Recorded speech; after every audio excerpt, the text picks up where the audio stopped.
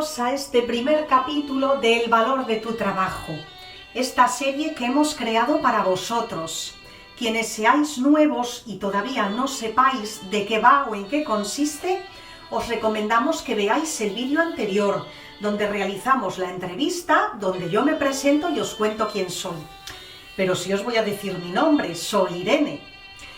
En esta serie vamos a tratar un montón de cuestiones relacionadas con el sector doméstico, pero también vamos a aportaros otras ideas para el hogar, por ejemplo, cómo hacer centros florales, también alguna ideita de cocina e incluso cómo poder decorar con plantas. Pero lo importante y sobre todo es estar pendientes de las trabajadoras domésticas, de estas mujeres, de sus derechos y de la dignificación de este sector, un sector fundamental para nuestra sociedad. Tampoco nos olvidamos de los empleadores.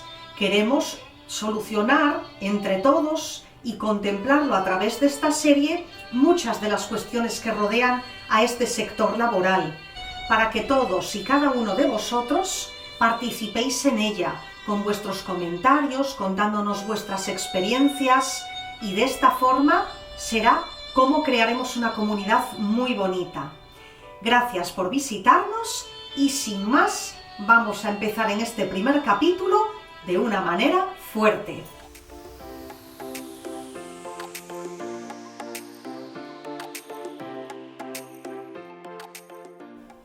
En primer lugar, vamos a tratar una cuestión fuerte, importante. ¿Por qué debo contratar a mi trabajadora? Bueno, por supuesto porque es obligatorio que todos los trabajadores del mundo tengan un contrato. Pero sobre todo porque es ético. Cuando no lo hacemos, vulneramos todos sus derechos. Por tanto, esto es esencial. ¿Y qué sucede con aquellas trabajadoras que son autónomas o que se pagan su propia cotización, ¿no? Que esto es un régimen especial? Bueno, pues que hay que tener en cuenta que a lo mejor el precio por hora o el precio mensual es superior al normal debido a que tienen unos gastos extra y suelen ser unos gastos bastante importantes. Desafortunadamente es tal la precariedad que gira en torno al sector doméstico que incluso tenemos casos como la ausencia de contrato, donde los salarios son tan pequeños, tan escasos, que ni siquiera la trabajadora doméstica puede pagarse su propia seguridad social o su propio régimen especial, por así decirlo. En estos casos es tremendo, porque las prerrogativas básicas que debería tener, que le confiere un contrato, no las tienen. Y os pondré ejemplos prácticos del día a día, ejemplos que están en la calle y que, aunque son verdades incómodas, es preciso visibilizar. Por ejemplo, una trabajadora que tenga un servicio todos los días o 3 veces por semana, unas cuantas horitas, si no tiene contrato, si ni siquiera puede pagarse su propia cuota, se encuentra en muchos casos que si ese día no va a trabajar, por las razones que sean, puede ser enfermedad, puede ser día festivo, puede ser que incluso el empleador le diga que no vaya por motivos personales, esa trabajadora no cobra. Y esto es tremendo. Esto es algo que debemos reflexionar sobre ello, que nos debería hacer pensar como empleadores qué estamos ofreciendo a nuestra trabajadora. Porque al final, bueno, pues se trata, como decíamos antes, de ser un poco éticos, cívicos, humanos y ponernos también en la piel del otro. Siguiente cuestión que os planteo. Los prejuicios que existen alrededor del trabajo doméstico y, por supuesto, de sus trabajadoras.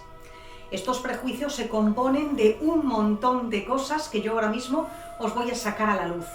En primer lugar, tenemos el clasismo. ¿Qué es el clasismo? El clasismo es una forma de discriminación que una clase social ejerce frente a otra cuando la considera inferior. En el libro también, en la introducción, trato un poquito acerca de este tema del clasismo. Vemos como el servicio doméstico a lo largo de la historia y en tiempos atrás, ¿no? Pues ya se ejercía este clasismo. Y es increíble como en tiempos modernos todavía tenemos que padecerlo. Pero es así, está en la calle y por supuesto es una de estas verdades incómodas que desde aquí, que desde el valor de tu trabajo, tratamos de visibilizar. Pero ¿qué sucede con el clasismo? Pues es un tema, como os digo, complejo, que sus raíces son muy profundas. Como os digo, si a lo largo de la historia hemos podido ver que existía este clasismo, es porque ya entonces las sociedades, la cultura, la forma de ser de estas personas tenía ese tipo de conducta, ¿no? Era algo que se daba muy a menudo en este tipo de trabajo. Y hoy quiero desgranároslo todavía más. Vamos a ver 3 factores que provocan o producen el clasismo. En primer lugar, tenemos un factor que es muy común y es considerar el trabajo doméstico como un trabajo de segunda. Estas cuestiones que os planteaba, ¿no? ¿Quién de nosotros no necesita trabajar, excepto aquellas personas que tengan el privilegio de no hacerlo? Pero seguro que si eres empleada, habrás escuchado muchas veces en tu entorno cercano pues que trabajas porque no tienes otra cosa, porque pues no sabes, es lo único que sabes hacer, porque lo necesitas. Por tanto, ahí está la cuestión, ¿quién no necesita trabajar? Siempre se considera y se ha considerado el trabajo doméstico como algo denigrante, como algo que hay que tapar entre los familiares, entre los amigos. Y esto es un craso error, porque el trabajo doméstico es fundamental, como siempre digo, para el desarrollo y el crecimiento de una sociedad. Además de esto, muchas de sus variantes, por ejemplo, cuando se cuidan niños, ancianos, personas con movilidad reducida o con algún tipo de problema de salud, se requiere de una gran profesionalidad y de una gran responsabilidad. Por tanto, este es un pensamiento equivocado. Como veis, los prejuicios, las etiquetas, esos juicios de valor, esos juicios gratuitos que hacemos hacia los demás por el tipo de trabajo que desempeñan, por cuál es su poder adquisitivo, en qué casa viven, cómo visten. Eso es totalmente erróneo, porque las personas somos variopintas, las personas podemos sorprender y a las personas hay que conocerlas. Al final, las personas somos un misterio, tenemos luces y sombras, pero el conocimiento de una persona requiere tiempo. Por tanto, es muy fácil juzgar, es muy fácil creerse por encima del otro, cuando el otro trabaja para ti, y esto es muy injusto. Segundo factor que influye en los comportamientos clasistas, y es la falta de trato igualitario.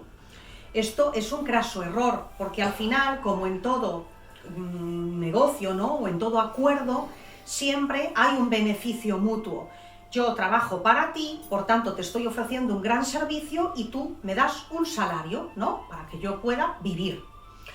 Nadie está por encima de nadie. En este sentido, todos estamos en igualdad de condiciones, pero dentro de los comportamientos clasistas esto se obvia. Y de hecho, en esos casos más flagrantes, cuando hay una falta de trato igualitario, se suele ver desde una posición jerárquica frente a la trabajadora, que se encuentra en una posición más vulnerable. Este tipo de situaciones lleva a crear o a producir lo que conocemos como el servilismo. ¿Qué es el servilismo? Son todo aquel conjunto de tareas o actividades que la trabajadora doméstica realiza, pero de una manera que no tendría que realizarlas, mejor dicho. Son tareas inapropiadas o que no están pactadas o que no entran dentro de su horario de trabajo, de lo que tiene que hacer. Es decir, todo hay que verlo en su contexto. Yo os podría citar un montón de ellas, algunas las pongo en el libro. Pero es cierto que si ya hay un horario pactado, un tiempo breve, no podemos pedir a lo mejor a la trabajadora doméstica pues que vaya a hacernos la compra, o que nos prepare un café, o que nos limpie los zapatos, en fin, y otras cosas pues mucho más comprometidas para ella, porque eso no solamente es una actividad que podríamos hacerla nosotros como empleadores, sino que, como digo, no es apropiada. Siempre, como insisto, hay que verlo todo con sentido común, cuando ya hay un vínculo importante, ¿no? De esto hablaremos en vídeos posteriores, cuando hay pues ya incluso una amistad o una relación de afecto incluso con los empleadores, bueno, se puede entender que ciertas tareas extra se puedan realizar pues por aquello de un favor personal, ¿no? Todos en nuestros trabajos, incluso en el mundo empresarial, pues hemos tenido que hacer tareas extra, ¿no? Esto es lógico y normal, pero hay que verlas muy bien. Como trabajadoras tenéis que aprender a detectarlas, hacerle frente y no permitir que, bueno, pues abusen de vuestra confianza con este desafortunado servilismo. No es adecuado, no es ético. Por último, tenemos el tercer factor que influye en estos comportamientos clasistas y es la naturaleza del privilegio. ¿Y qué es esto? Bueno, la naturaleza del privilegio está profundamente ligada a ese desequilibrio social que existe en el trabajo doméstico, a ese desequilibrio que se produce entre empleadora y empleada. De tal manera que muchos, por ejemplo, de estos empleadores y sus familiares, sobre todo sus hijos o sus mayores, personas a las que tiene que atender y servir la trabajadora, terminan por ejercer este abuso de poder y, por tanto, como decíamos anteriormente, eso nos llevaría al servilismo. En la naturaleza del privilegio, muchos niños que han tenido siempre el privilegio, valga la redundancia, de contar siempre con una trabajadora para su servicio, no valoran el trabajo que tiene que hacer esta empleada. Como digo, pues aludiendo a actividades que son totalmente inapropiadas. No estaría de más que como empleadores, como padres o tutores que somos, enseñemos a los más pequeños a valorar el trabajo de los demás, a darle la importancia que merece, a que se respete ese trabajo y por tanto que creamos así ese clima de trabajo tan bueno y del que yo siempre pues he tratado de divulgar, ¿no? A través del libro o a través de las charlas y ahora a través de esta serie.